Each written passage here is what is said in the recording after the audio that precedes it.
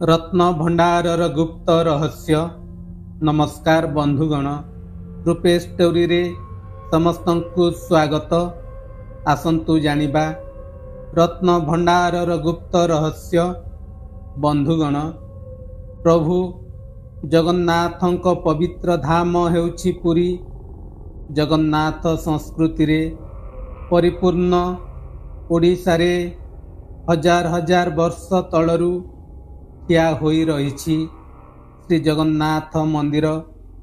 जो मंदिर रे प्रभु बलराम, माता सुभद्रा ओ कोटी कोटी ओडियांक मौडमणि प्रभु श्री जगन्नाथ पुरीर श्री मंदिर बाहररू देखिबाकू जेतिकी सुंदर होइथाए, मंदिर भीतर सेतिकी ही रहस्य रे भरी होई रही थाए।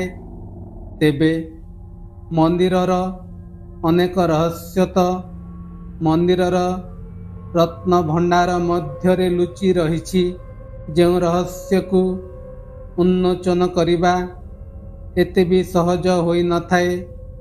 सेथिपाई तो एही रत्न भंडार को खोलिबा पाई आज पर्यंत काहार भी साहस होई नाही। तेबे एही रत्न भंडार को केबे साप जगी रहिछि बोली अनेक कही थांती, जार नाम हेउछि बासुकी नाग, जिए की हेउछंती प्रभु लोकनाथंकर चलंती प्रतिमा। जेतेबेले एही रत्न भंडार को किए खोलिबा पाई साहस करिछंती, सेतेबेले एही विषधर साप मानंकर गर्जन सुनिबाकू मिलिथाए। पूर्वरू अनेक थर विदेशी आक्रमणकारी माने रत्न भंडार को लुटिबाकू चेष्टा करिथिले मध्य सेमाने सेथिरे विफल होई फेरी जाइछंती। दीर्घ वर्ष धरी बंद रहिथिबा रत्न भंडार को गत 2018 मसीहारे शेष थर पाई एहाकू खोला जाइथिला। सेथिपाई श्री मंदिर तरफरू एक 16 जणिया टीम मध्य गठन करा जाइथिला।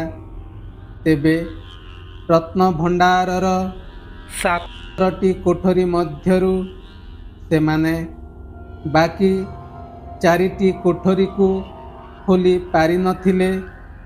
तेबे 2018 मसीहा पूर्वरू एही रत्न भंडार को खोलिबा पाई किछि थर चेष्टा करा जाइथिला।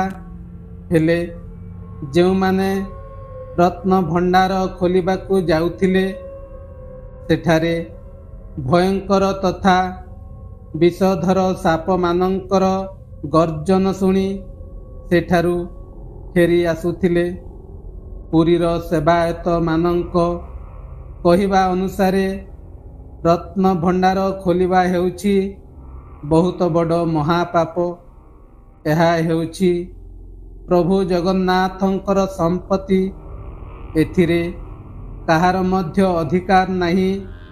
जो माने एही रत्न भंडार को खोलिबा पाई दुस्साहस करिवे सेमानंकु प्रभु केबे भी क्षमा करी पारिबे नाही।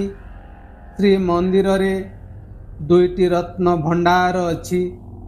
ताहा हेउछि गोटिए भीतर पट ओ अन्यटी हेउछि बाहर पट। तेबे बाहर पट रत्न भंडार रे रहिथिबा गहना गांठी आदि महाप्रभुंक नित्य दिन वेशाभूष पाई व्यवहार करा जाइथाए। एहा छड़ा भीतर रत्न भंडार रे पुरी गजपति महाराजा युद्धरे हराइथिबा राजा मानंकर मुकुटरे थिबा हीरा, नीला, मोती ओ माणिक्य भली मूल्यवान रत्न सबू एही भंडार रे रहिथाए। बंधुगण, आशा करुछि आपण मानंकु आजिर स्टोरी निश्चय भल लागिथिबो। तेबे चैनल को सब्सक्राइब करी लाइक कमेंट और शेयर करंतु। धन्यवाद। जय जगन्नाथ।